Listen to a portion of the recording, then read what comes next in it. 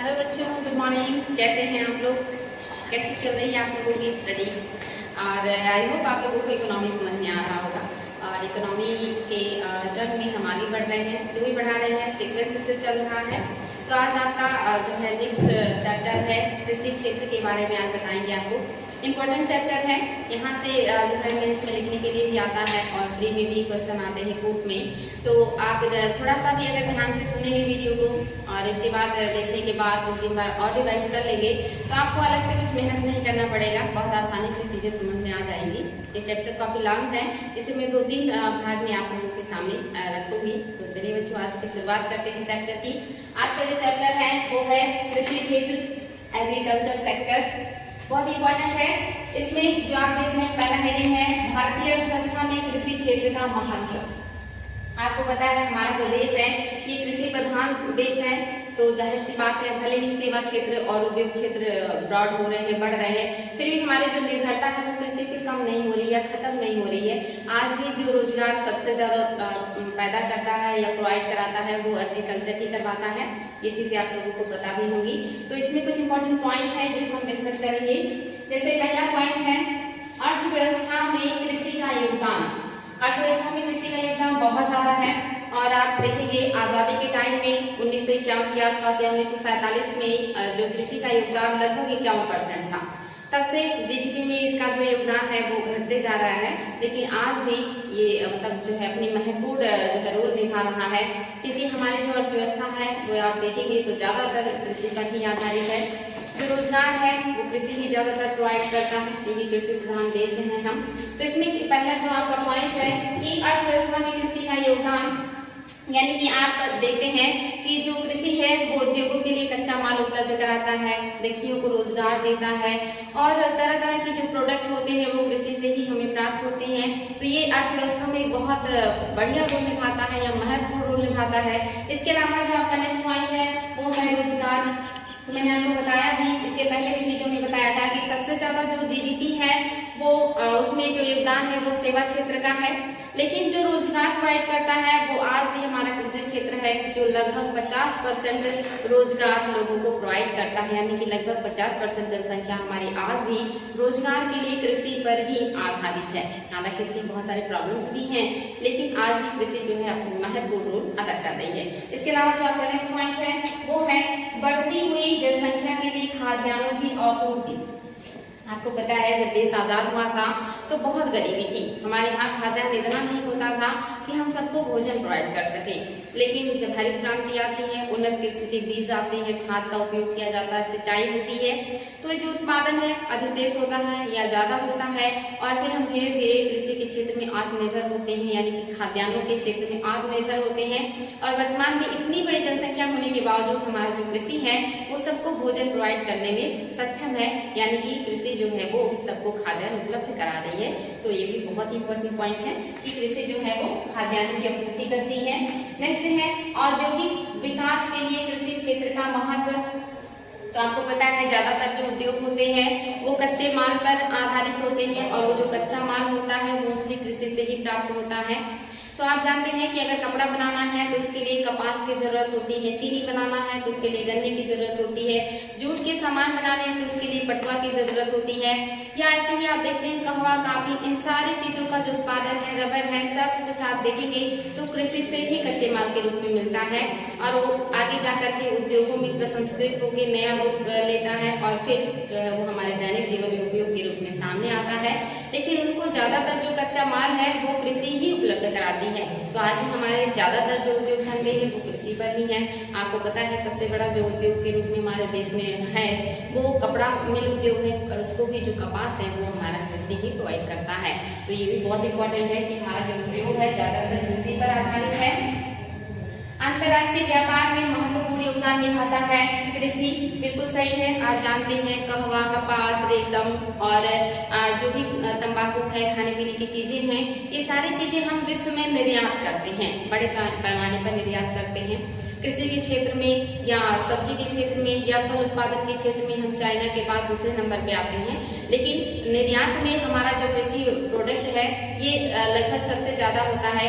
या आप देख सकते हैं जो कृषि में खाद्यान्न है इसका भी हम बड़े पैमाने पे निर्यात करते हैं, उन देशों को जहाँ पे खाद्यान्न की कमी है या जहाँ पे जो गुणवत्तायुक्त खाद्यान्न की जरूरत होती है। तो कृषि एक महत्वपूर्ण जो है हमारे लिए जरिया है जिससे हम अच्छा खासा इनकम प्राप्त करते हैं निर्यात करके। तो ये एक इम्पोर्टेंट पॉइंट है, कृषि का योगदान निर्यात में भी है।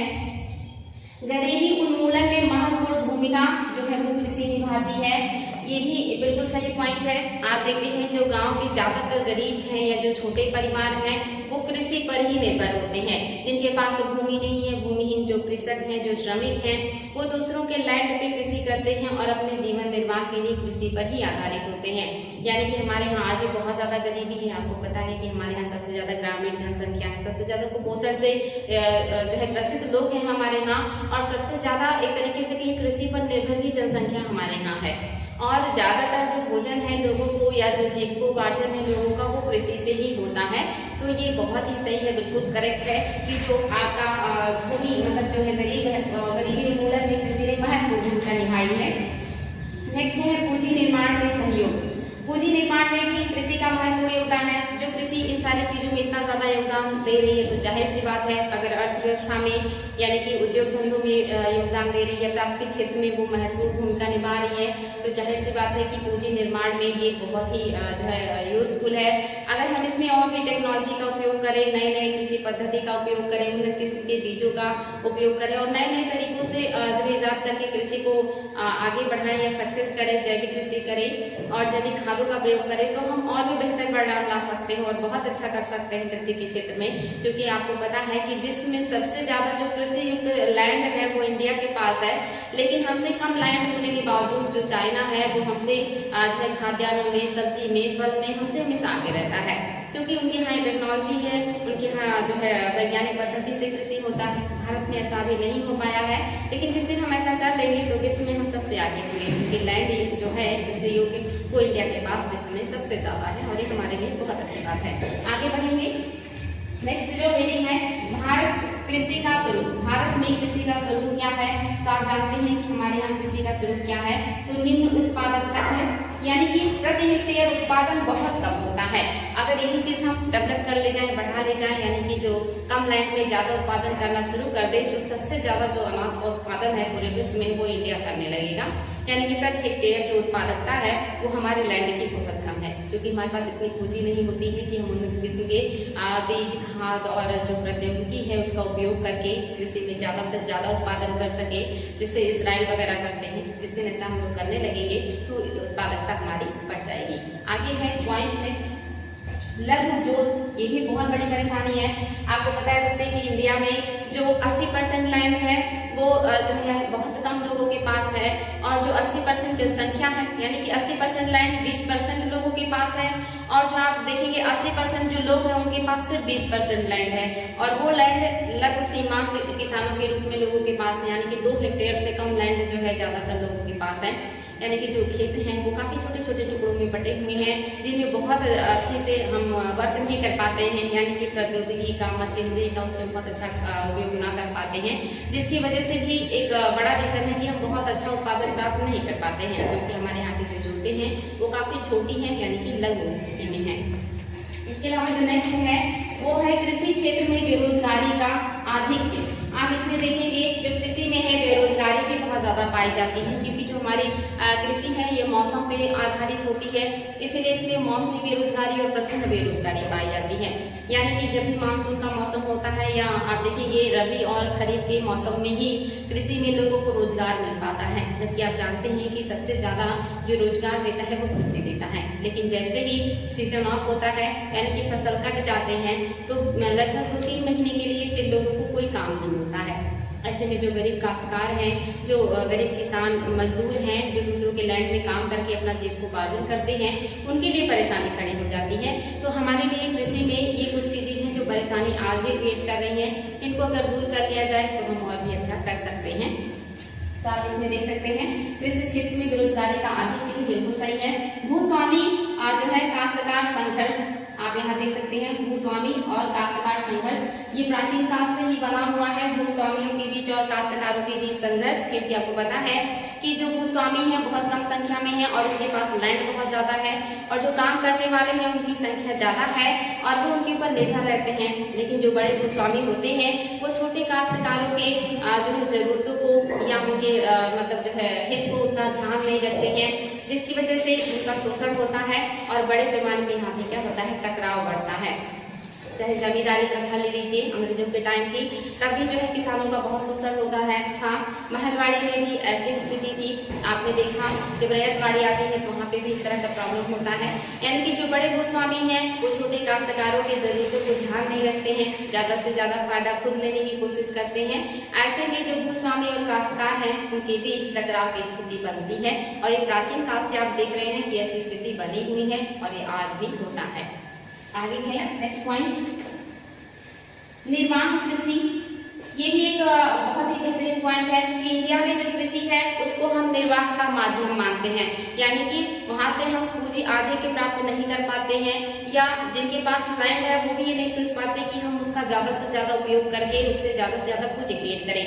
तो हमारे यहाँ कृषि आज भी निर्वाह का माध्यम बना हुआ है, क्योंकि जो ज्यादातर जनसंख्या है उसके पास लैंड बहुत कम है और उस लैंड से वो सिर्फ इतना उत्पादन कर पाती है कि वो अपने परिवार का और अपना 2 टाइम का भोजन इकट्ठा कर सके। यानी कि बहुत कुछ बेहतर नहीं कर पाती, निवेश नहीं कर पाती, या अपना जो है अधिशेष उत्पादन नहीं कर पाता, उसको बचा नहीं पाता, क्योंकि वो काफी छोटा लैंड होता है और उस पर जनसंख्या का दबाव ज्यादा होता है।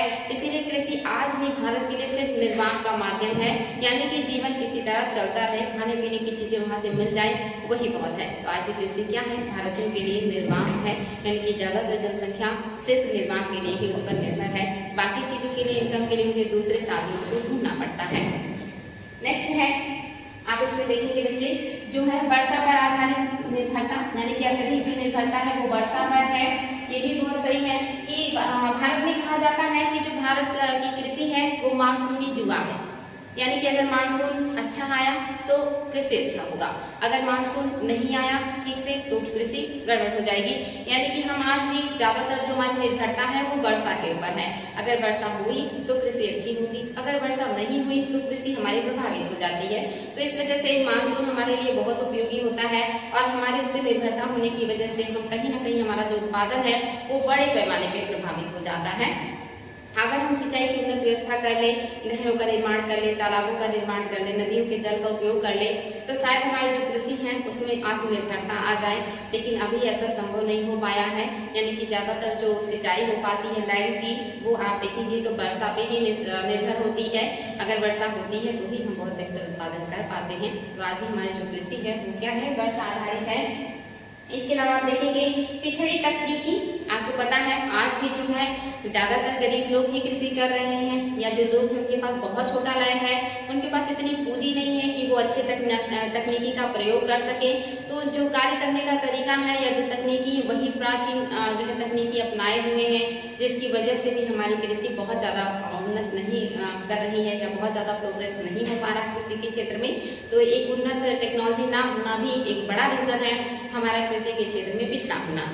नेक्स्ट जो है बच्चों, आधुनिक कृषि आदतों संसाधनों का अभाव। मतलब आदत मीन्स होता है संसाधन, यानी कि जो आधुनिक कृषि के संसाधन है उसकी कमी है। और आधुनिक संसाधन में क्या होता है, तो कृषि के लिए संसाधन में आप देखते हैं बीज होता है, कीटनाशक होते हैं, उर्वरक होता है, मशीन होते हैं, सिंचाई की अच्छी व्यवस्था होती है।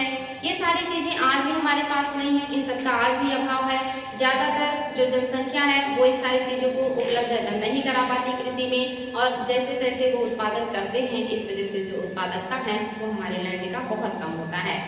जो नेक्स्ट है वो है कि खेती के अपखंडन और उपविभाजन की समस्या। ये बहुत इंपॉर्टेंट है, अपखंडन और उपविभाजन की समस्या। आपको पता है कि लैंड एक तो ऐसे ही छोटे छोटे हैं सबके पास, ऊपर से जनसंख्या का जो वृद्धि दर है वो हमारे देश का बहुत ज्यादा है। जो खेत है वो मान लीजिए किसी के पास 1 बीघे खेत है और उसके फिर जो है 3 बच्चे या 4 बच्चे हो गए, तो उस लैंड का उप विभाजन हो जाएगा, यानी कि वो और छोटे छोटे टुकड़ों में बढ़ जाएगा। फिर उनके बच्चे होंगे तो वो और छोटे छोटे टुकड़ों में बढ़ जाता है। तो ये उप विभाजन भी एक बड़ी समस्या है कि उसके इतने टुकड़े हो जाते हैं कि ज्यादातर जो जमीन है वो मेड़ के रूप में खत्म हो जाता है और जनसंख्या बढ़ती ही जा रही है, उत्पादकता उतनी हो नहीं रही है। तो ये कहीं ना कहीं हमारे लिए काफी जो है परेशानी का विषय है। और दूसरा है अपखंडन। अपखंडन का मतलब होता है कि जो लैंड है लोगों के पास वो भी एक जगह नहीं होते, वो छोटे छोटे टुकड़ों में कई जगह में बटे होते हैं। ऐसी स्थिति में और भी परेशानी होती है कि जब लैंड है वो छोटे छोटे टुकड़ों में कई जगह है, तो हर जगह सिंचाई की व्यवस्था कर पाना, हर जगह फसल की सुरक्षा कर पाना और उसकी देखभाल कर पाना संभव नहीं होता है। तो ये भी एक रीजन होता है कृषि में उत्पादन अच्छा ना प्राप्त कर पाना। एक तो विभाजन, पीढ़ी दर पीढ़ी जो खेत है वो छोटे होते चले जाते हैं, और दूसरा जो है खेत बिखरे हुए हैं, छोटे छोटे हिस्सों में बटे हुए हैं, अलग अलग जगह पे होते हैं, जिससे उसमें बहुत अच्छा हम जो है इनपुट नहीं दे पाते हैं और उत्पादन हमें बहुत अच्छा प्राप्त नहीं होता है। तो ये भी एक बड़ा रीजन है उप विभाजन और अपखंडन। नेक्स्ट है कृषि उत्पादन में क्षेत्रीय विषमता। आप देखेंगे बच्चों हमारे यहाँ ये विषमता बहुत ज्यादा पाया जाता है। आप जहाँ देखेंगे कि हरियाणा और पंजाब में प्रति हेक्टेयर उत्पादन बहुत ज्यादा होता है, तो यहाँ आप देखेंगे उड़ीसा, पश्चिम बंगाल जैसे राज्यों में जो है प्रति हेक्टेयर उत्पादन बहुत कम पाया जाता है। यूपी में भी आप देखेंगे इतना ज्यादा लैंड है, लेकिन पश्चिमी जो यूपी है यहाँ पे उत्पादकता बहुत अच्छा है, बेहतर है। पंजाब के जैसे वो लोग उत्पादन करना जानते हैं, लेकिन आप पूर्वी उत्तर प्रदेश की तरफ जाएंगे तो आपको पता चलेगा कि वहाँ पे आज भी परंपरागत तरीके से कृषि किया जाता है और कृषि में उत्पादकता बहुत कम है। तो ये भी एक परेशानी है कि इंडिया में हर जगह ना तो सिंचाई की व्यवस्था है, ना ही उन्नत किस्म के टेक्नोलॉजी की व्यवस्था है। तो विभिन्न जगहों पे वही लैंड है, वही सारी चीजें हैं, लेकिन फिर भी जो उत्पादकता है वो बहुत कम पाया जाता है या उसमें बहुत ज्यादा असमानता पाई जाती है। तो इतने सारे जो रीजन है आप देखते हैं जैसे कृषि के स्वरूप कैसा है, तो ये सारे आज हमारे वर्तमान में जो कृषि है उसका स्वरूप पाया जाता है, और ये सारे कहीं ना कहीं रीजन है जो जिम्मेदार है हमारे कृषि के पिछड़े होने का। ये आपने देखा कि हमारी कृषि किन किन क्षेत्रों में अपना योगदान देती है। अगर हम इसको और बेहतर कर ले तो इन सारे क्षेत्रों में हम बहुत आगे जा सकते हैं, बहुत बेहतर कर सकते हैं और शायद कुछ नया करके दिखा सकते हैं। लेकिन प्रॉब्लम ये है कि युवा वर्ग भी कृषि की तरफ जो है प्रोत्साहित नहीं होता या उसमें कुछ नया कुछ बेहतर नहीं करता। हमारे लोग भी आज भी वही पुरानी सोच के साथ कृषि करते हैं कि जैसे तैसे जीवन निर्वाह हो जाए, कुछ नया इनपुट नहीं उसमें डालते या कुछ बेहतरीन चीजें नहीं करते जैसे इसराइल वगैरह में होता है। मानो उसके लिए पैसे की, पूंजी की और टेक्नोलॉजी की जरूरत होती है। तो इसी वजह से शायद ये भी एक बड़ा रीजन है कि हो नहीं पाता है। लेकिन इसमें बहुत सारा रीजन है, गरीबी तो है ही, लेकिन हम जागरूक भी नहीं हो रहे हैं या हम रुचि भी नहीं दिखा रहे हैं कृषि में, नहीं तो शायद और भी बेहतर किया जा सकता है। इसके अलावा बच्चों और भी पॉइंट्स हैं जो बहुत इंपॉर्टेंट है। आप यहाँ देख सकते हैं कृषि आदान। कृषि आदान मीन्स होता है एग्रीकल्चर इनपुट, यानी कि कौन कौन सी चीजें हम कृषि में लगाते हैं और वहां से बेहतर उत्पादन प्राप्त कर सकते हैं।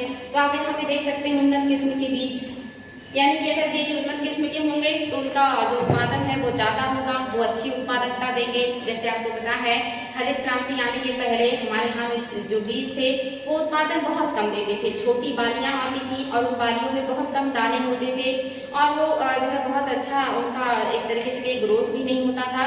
तो हमें उतने ही लैंड में इतना कम उत्पादन प्राप्त होता था कि लोग जो है 2 टाइम की रोटी भी उससे नहीं उपलब्ध करा पाते थे। तो उन्नत किस्म की जो बीज है जब आई हरित क्रांति के बाद, जो विश्व में हरित क्रांति आया, नामन बोरलॉग के द्वारा बनाई गई नई तकनीकी के बीज, वो जब इंडिया में आया तो उत्पादन इतना ज्यादा हुआ कि हम वहां से धीरे धीरे अपने आप को आत्मनिर्भर करने में सक्षम हो गए थे।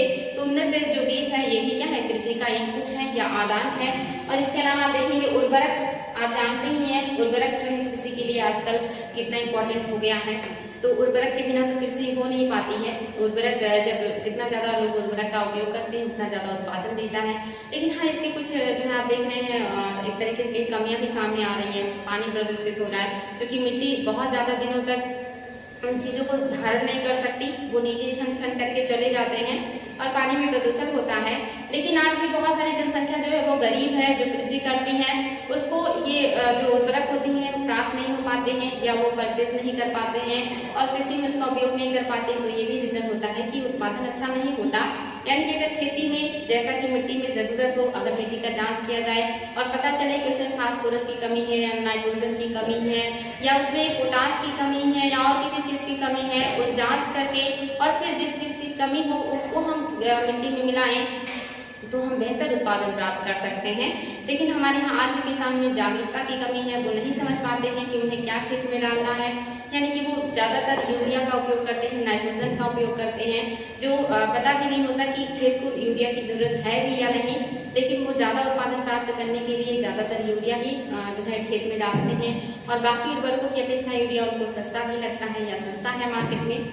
लेकिन आपको पता है हमारे इंडिया का एकमात्र या पहला राज्य जो जैविक कृषि करता है सिक्किम।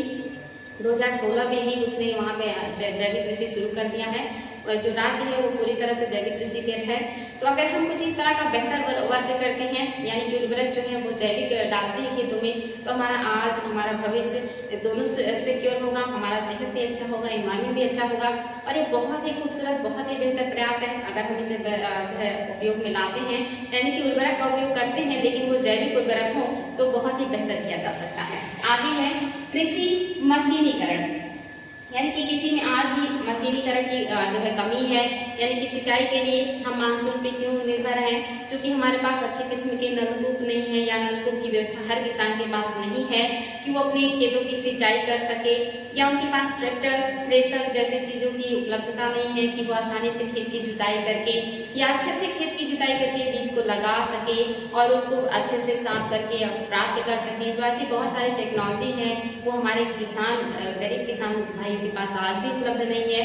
और ज्यादातर जो किसान हैं वो ऐसे हैं जिनके पास इन टेक्नोलॉजी का आज भी अभाव है। तो ये भी एक बड़ा रीजन है कि वो अपने खेत से बहुत अच्छा उत्पादन प्राप्त नहीं कर पाते हैं।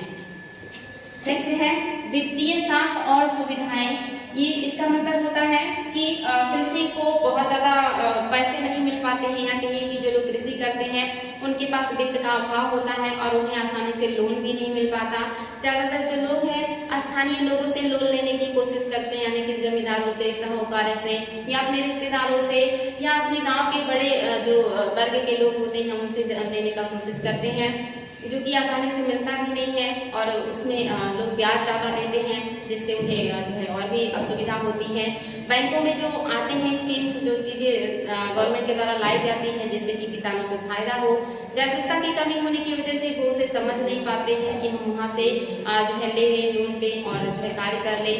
और बहुत जगह तो बैंकों में आसानी से गरीब किसानों को लोन भी नहीं मिलता है। तो ऐसी भी प्रॉब्लम्स हैं, यानी कि अगर ये सारी चीजें हों, वित्त की व्यवस्था हो और कृषि में तकनीकी हो, उन्नत किस्म का बीज हो, अच्छे उर्वरक हो, तो ये सारी चीजें अगर कृषि में इनपुट किया जाए तो हमें अच्छा आउटपुट प्राप्त हो सकता है।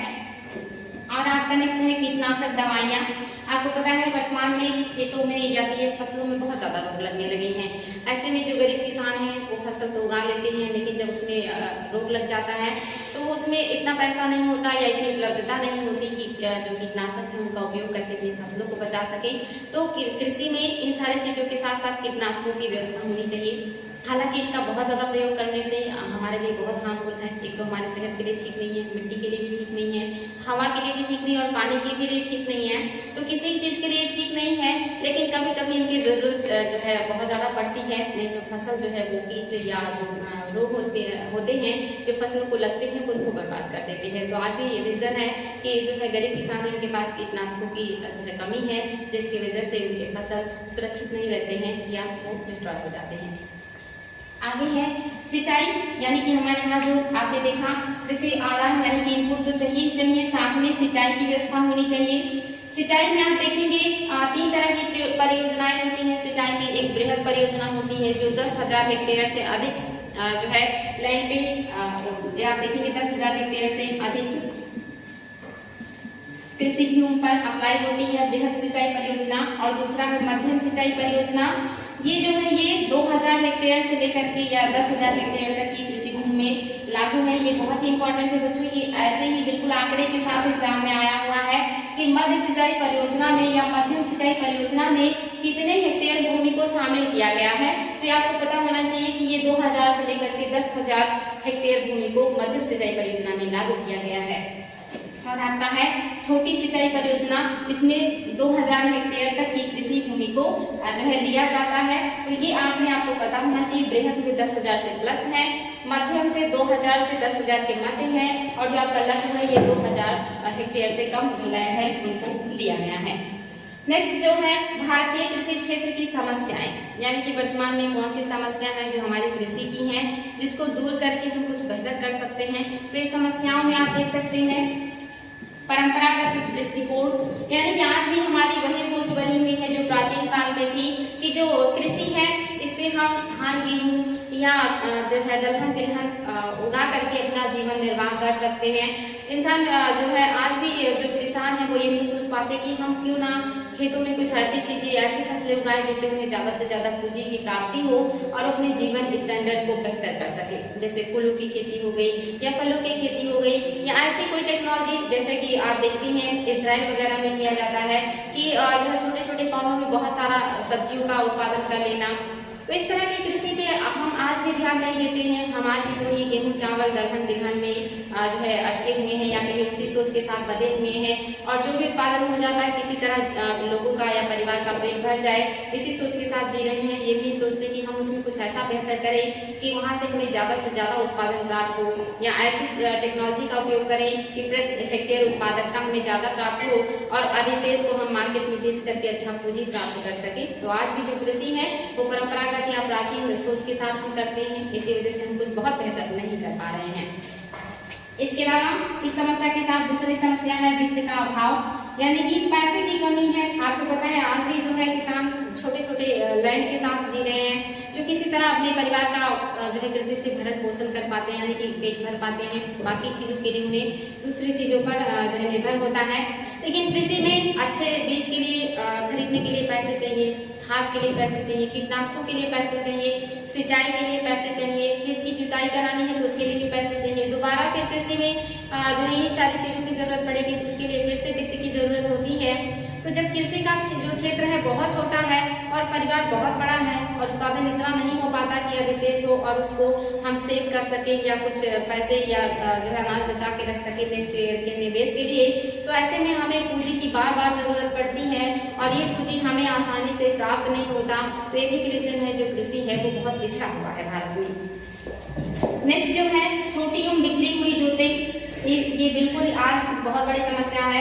आप देखेंगे, आप अगर कहीं से भी बिलोंग करते हैं आपको पता होगा हर परिवार के छोटे छोटे टुकड़े में जो जमीनें हैं वो बटी रहती हैं और उनमें काफी डिस्टेंस होता है।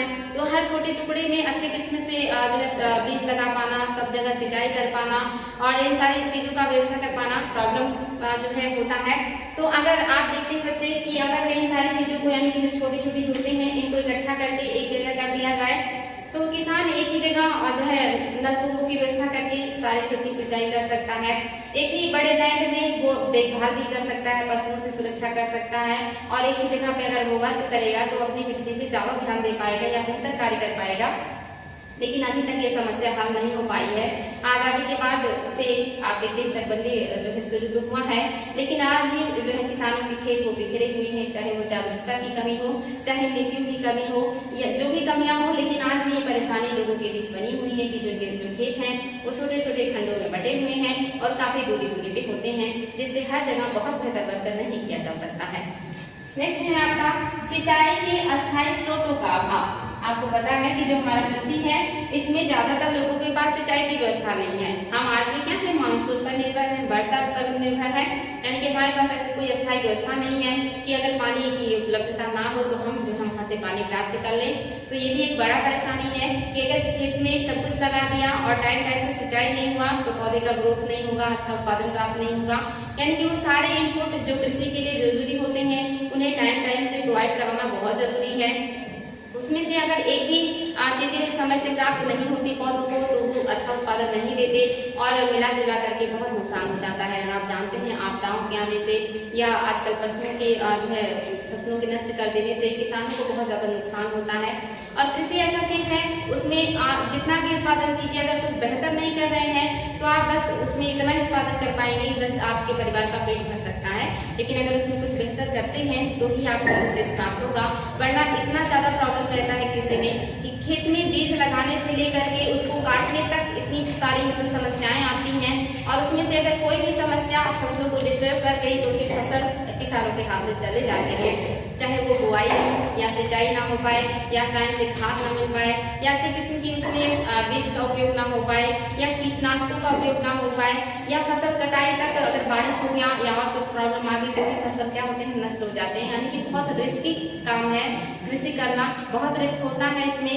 तो जब तक फसल कट के घर पे ना आ जाए तब तक कुछ नहीं कह सकते कि हमारा फसल किस वजह से डिस्टर्ब हो जाएगा या डिस्ट्रॉय हो जाएगा। तो ये बहुत रिस्की काम होता है।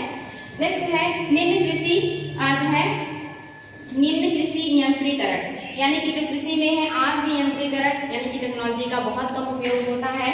आगे है अच्छी एवं व्यवस्थित विपणन प्रणाली का अभाव है, यानी कि आज भी हमारे यहाँ विपणन मीन्स होता है सामानों को जो है आयात निर्यात करना या एक जगह से दूसरी जगह जो है पहुँचाना। जैसे आपको पता है जो किसान है वो खेती में उत्पादन तो कर लेते हैं, लेकिन उन्हें अपने उत्पाद का अच्छा मूल्य प्राप्त नहीं होता।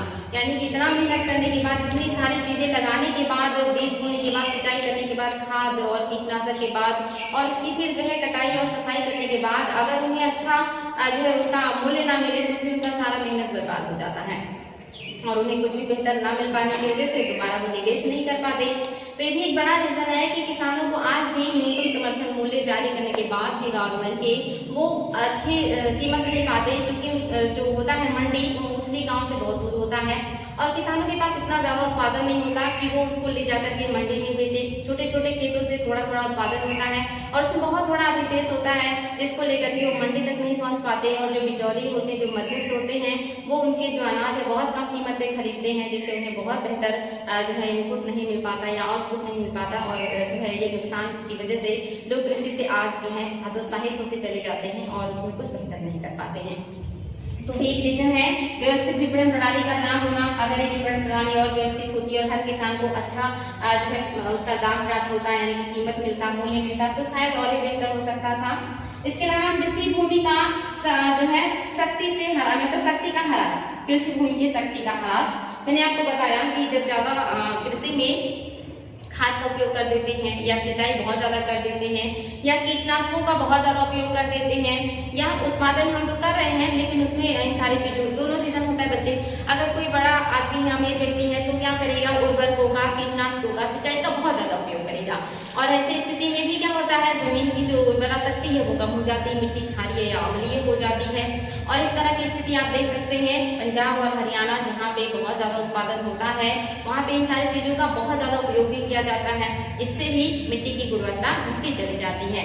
और दूसरा रीजन, जो गरीब इंसान है वो सिर्फ उत्पादन करता रहता है, उसमें खाद और इन सारी चीजों को उपलब्ध नहीं करवा पाता, तो ऐसे में भी मिट्टी क्या होती है, अनउपजाऊ हो जाती है। एक व्यक्ति ज्यादा दोहन कर ले रहा है, उसके पास बहुत ज्यादा टेक्नोलॉजी है, तो वो ऐसी चीजों का इतना ज्यादा उपयोग कर रहा है जो मिट्टी बहुत ज्यादा दिनों तक बर्दाश्त नहीं कर सकती या झेल नहीं सकती। और दूसरा व्यक्ति गरीब है जिसके पास व्यवस्था ही नहीं है कि वो खाद, सिंचाई और कीटनाशकों का उपयोग करके अपनी गुणवत्ता को बनाए रख सके, वो सिर्फ उत्पादन ही करता रहता है हर साल, और धीरे धीरे उसके भी खेत की मिट्टी का जो उर्वरता है वो घट जाता है। तो दोनों लोग जो है मिट्टी की उर्वरता को घटा रहे हैं, चाहे वो गरीब हो और चाहे वो अमीर हो। आगे बढ़ेंगे। हाँ तो बच्चों यहाँ तक हो गया आपका कृषि भूमि की शक्ति का ह्रास हो रहा है, यानी कि जो गरीब है वो भी कर रहा है और जो अमीर है वो भी कर रहा है। इसलिए एक और भी पॉइंट है, अपर्याप्त भंडार और परिवहन की मतलब जो असुविधा है। आप जानते हैं जो अनाज है आज भी ये सारी प्रॉब्लम्स बहुत ज्यादा है कि जो अनाज उत्पादन हो भी जाते हैं इतनी सारी परेशानियों के बाद वो अनाज का भंडारण नहीं हो पाता है। हमारी जो गवर्नमेंट है वो भी न्यूनतम समर्थन मूल्य जारी कर देती है, जिससे उत्पादन लोग थोड़ा सा प्रोत्साहित होकर करते हैं और उसको बड़े पैमाने पे खरीदा जाता है और उसको ले जाकर के स्टोर किया जाता है। लेकिन आपको पता है कि आज भी सारी चीजों की बहुत अच्छी व्यवस्था नहीं है। लाखों टन जो अनाज है वो सड़ जाते हैं या चूहों और बाकी जानवरों के द्वारा, जीवों के द्वारा उसको खा लिया जाता है। और इसका सही भंडारण और देख रेख नहीं हो पाता है। तो ये भी बड़ी परेशानी है कि भंडारण की व्यवस्था नहीं है, या कहिए कि जो भंडारण की व्यवस्था है ये बहुत कम है। इसे और भी ज्यादा करना चाहिए ताकि ज्यादा से ज्यादा अनाजों का संरक्षण किया जा सके। इसके अलावा आप देख रहे हैं परिवहन की असुविधा है, यानी कि जो गाँव के गरीब लोग हैं उनके पास सुविधा नहीं होती कि उस परिवहन के द्वारा वो अपने अनाज को सही जगह पे पहुंचा सके और उससे अधिक से अधिक लाभ प्राप्त कर सके। तो आज भी इन सारी परेशानियों से हम जूझ रहे हैं। नेक्स्ट जो है भारतीय कृषि क्षेत्र में सुधार, वो कौन सी चीजें हैं जिसको करके हम अपने कृषि में सुधार कर सकते हैं। तो ये पॉइंट बहुत इंपॉर्टेंट है, खास करके युवा वर्ग के लिए जो कुछ बेहतर कर सकते हैं वो इस चीजों को जरूर ध्यान देंगे। संस्थागत सुधार, यानी कि वो सुधार जो संस्थाओं के द्वारा की जा सकती है कृषि में, वो सुधार कौन कौन से हैं। एग्जाम में आया है कि संस्थागत सुधार कौन कौन से हैं। तो इसमें आप देख सकते हैं मध्यस्थों का उन्मूलन। मध्यस्थों का उन्मूलन मीन्स होता है जमींदार, कोई जमींदार नहीं होना चाहिए, कोई ऐसा नहीं होना चाहिए कि जो किसानों का शोषण करे, यानी कि गवर्नमेंट हो, सरकार हो और दूसरा किसान हो, जो उत्पादन करे सीधे गवर्नमेंट को बेचे। ये नहीं कि बीच में बिचौलिए जो होते हैं, जो आप देखते हैं बनिया के रूप में या साहूकार के रूप में आज भी है गाँव में, वो जाकर के छोटे छोटे किसानों से उनके थोड़े से जो उत्पाद होते हैं उसको खरीद लेते हैं बहुत कम कीमत पर और उसे ले जाकर के जो न्यूनतम समर्थन मूल्य है उस पर बेचते हैं और अच्छा खासा पैसा कमाते हैं, या उससे महंगी कीमत पे भी वो बेच देते हैं और पैसा कमा लेते हैं। तो ये जो मध्यस्थ हैं इनको नहीं होना चाहिए। अगर ये ना हो तो किसानों को और प्रॉफिट मिल सकता है। दूसरा जो जमींदार है, आजकल आप देखें जमींदार तो बहुत कम पाए जाते हैं, लेकिन जो बहुत कम लोग हैं जिनके पास लैंड बहुत ज्यादा है और उनके खेतों में लोग क्या करते हैं, कृषि करते हैं और वो उस उपज का बहुत कम हिस्सा उनको देते हैं, ज्यादातर उपज का हिस्सा अपने पास रख लेते हैं। यानी कि जो किसान है अगर उनको लैंड मिले और उस पर वो उत्पादन करे और उत्पादन का जो सरकार है वो सही कीमत दे पाए तो शायद बहुत अच्छा हो सकता है। तो ये एक रीजन है। दूसरा है आप देख रहे हैं जमींदारी प्रथा का उन्मूलन, ये तो आपको बताया ही मैंने। ये प्रथा जो है ये उन्मूलन होना चाहिए। आजादी के बाद इसको उन्मूलन किया भी गया है, क्योंकि अंग्रेजों ने भी जमींदारी प्रथा और जो है महलवाड़ी प्रथा और रैयतवाड़ी प्रथा जैसी चीजें लागू की थी, लेकिन आजादी के बाद इसको उन्मूलन करने का पूरा प्रयास किया गया है। लेकिन आज भी जो जमीन का मालिक है ज्यादातर वो बहुत कम लोग हैं और वो अपने आप को जमींदार जैसे ही स्थिति में समझते हैं। नेक्स्ट है बच्चे लगान का नियमन, यानी कि जो लगान है उसको नियमित किया जाए, यानी कि वो कितना होगा, वो स्थिर हो, उसकी जो रेट है या जो है वो बहुत कम होना चाहिए। हालांकि जो गवर्नमेंट है वो काफी प्रोत्साहन करती है कृषि को, लेकिन और ज्यादा प्रोत्साहन करने की जरूरत है, क्योंकि आज भी हमारे देश का जो आधार है वो कृषि है। तो ये पॉइंट्स भी बहुत इंपॉर्टेंट है। आगे है भूमि में भूमि की उच्चतम सीमा का निर्धारण या सहकारी खेती। भूमि की उच्चतम सीमा का निर्धारण क्या होता है, यानी कि बहुत कम लोगों के पास बहुत ज्यादा लैंड है जिसका वो उपयोग भी नहीं कर पाते हैं और वो बंजर के रूप में या यूजलेस लैंड के रूप में पड़े रहते हैं। तो यहाँ पे कहा जा रहा है कि जो लैंड है उसकी उच्चतम सीमा को निर्धारित कर दिया जाए, इससे ज्यादा लैंड कोई नहीं रख सकता है और जो एक्स्ट्रा लैंड हो उसको लेकर के छोटे छोटे किसानों में बांट दिया जाए, ताकि उस जो भूमि का है ज्यादा से ज्यादा उपयोग हो सके और बहुत सारे लोगों का जो जीविकोपार्जन है वो हो सके। आखिर वो लैंड यूजलेस है या उनका कोई उपयोग नहीं है और एक व्यक्ति के पास इतना ज्यादा लैंड है तो फिर वो उसका उपयोग भी नहीं कर पा रहा है, और वहीं कुछ लोग ऐसे हैं जिनके पास लैंड ही नहीं है कि उसका उत्पादन करके अपना पेट भर सके। तो ऐसे लोगों को लैंड प्रोवाइड किया जाए, तो यही एक तरीका है हम अपनी खेती का या लैंड का भरपूर उपयोग कर सकते हैं या ज्यादा से ज्यादा उपयोग कर सकते हैं। और जो है लास्ट सहकारी खेती। सहकारी खेती मीन्स क्या होता है, सहकारी मीन्स होता है साथ साथ मिलकर के कार्य करना। सहकारी यानी कि साथ साथ मिलकर के कार्य करना, यानी कि छोटे छोटे जो लैंड है, किसान जो है गरीब है, सीमांत किसान है ज्यादातर जिनके पास बहुत छोटा लैंड होता है, तो अगर कई सारे किसान मिलकर के अपने लैंड को एक साथ मिला दें और जो है बड़ा लैंड के रूप में उसको परिवर्तित कर दें और सारे लोग मिल करके उसमें अच्छे किस्म के बीज, पानी, कीटनाशक और उर्वरक के सारी चीजों का उपयोग करके उस वहां से उत्पादन करें तो बहुत बेहतर उत्पादन हो सकता है, बहुत अच्छा वहां से इनपुट प्राप्त किया जा सकता है। तो सहकारी जो कृषि तरीका है ये बहुत बढ़िया तरीका है, इसको जरूर प्रोत्साहन करना चाहिए। इससे जो मेड़ छोटे छोटे जो खेत होते हैं उसमें मेड़ बहुत ज्यादा पड़ते हैं, मेड़ मीन्स होता है बाउंड्री, तो वो जो होता है वो भी बहुत ज्यादा एरिया कवर कर लेता है। तो इससे क्या होता है वो सारे मेड़ या बाउंड्री जो बनाने वाले एरिया होते हैं वो हट जाते हैं और वो भी आपकी कृषि में यूज हो जाते हैं। दूसरा उसमें से कोई गरीब है या कम लोग है उसके यहाँ और सारे लोग मिल के काम करते हैं तो वो ज़्यादा इनपुट निकाल सकते हैं। वहीं पे कोई होगा जो अच्छा करता होगा, कोई कम करता होगा, कोई मतलब जो है बहुत कम करता होगा। अब ये तीनों लोग साथ में अगर मिल जाते हैं तो एक बहुत बेहतर इनपुट निकाल सकते हैं, अच्छा कर सकते हैं। तो सहकारी जो कृषि है ये करके हम अपने कृषि की स्थिति को बेहतर कर सकते हैं। तो ये तो हो गए संस्थागत सुधार जो कि संस्थाओं द्वारा किया जा सकता है। दूसरा है तकनीकी सुधार। वो कौन सी तकनीकी सुधार है जो करके हम कृषि को अपने बेहतर कर सकते हैं। तो आप इसमें देखिए कृषि का आधुनिकीकरण करना, यानी कि जो भी चीजें हैं कृषि में आधुनिक चीजों का जो है उपयोग करके ज्यादा से ज्यादा उत्पादन हो। जो फसल चक्र है उसमें परिवर्तन किया जाए, मिश्रित कृषि किया जाए, अंतरा फसलीकरण किया जाए। और जो फसल है सिर्फ दाल मतलब जो है वहाँ पे दलहन तिलहन और गेहूँ चावल के अलावा दूसरी चीजों का भी उत्पादन करके हम ज्यादा से ज्यादा लाभ कमा सके। अगर ऐसी चीजें होती हैं तो बहुत बेहतर परिणाम आएगा। आगे है अधिक उपज देने वाले बीजों का प्रयोग, यानी कि ज्यादातर जो गरीब किसान है वो वही परंपरागत बीजों का उपयोग करते हैं। एक बार वो खरीद के ले आते हैं और बार बार उसी बीज को, पुराने बीज को ही वो खेत में लगाते रहते हैं, जिससे उत्पादन अच्छा प्राप्त नहीं होता। अगर हर साल उनको उन्नत किस्म के बीज प्रोवाइड किए जाए या वो परचेज कर पाए तो हर साल वो बेहतर उत्पादन प्राप्त कर सकते हैं। तो ये करके भी हम अपने कृषि के उत्पादन को बेहतर कर सकते हैं, यानी कि चाहे वो गवर्नमेंट या कैसे भी अगर उन्हें हर साल ये चीजें प्रोवाइड की जाए तो अच्छा उत्पादन कर सकते हैं।